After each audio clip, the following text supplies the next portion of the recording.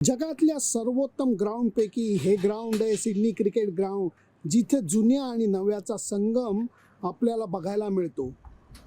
जशा या नवीन स्टेडियमच्या बरोबर जुनं पॅव्हिलियन आणि जुनं लेडीज पॅव्हिलियन हे जसंच्या तसं छान पद्धतीने सांभाळून ठेवलेलं आहे.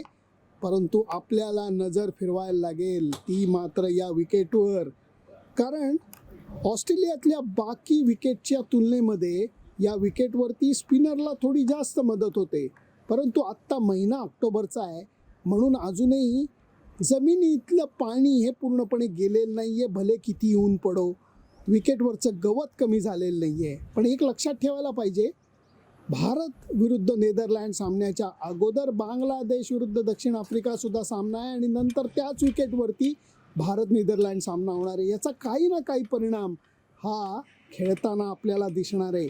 आत्ता हेवी रोलिंग चाललं आहे, याचा अर्थ बॅटिंग फ्रेंडली विकेट करायचा प्रयत्न चालला आहे. पण तरीही थोडीशी मदत ही वेगवान गोलंदाजांना इथं होणारच आहे.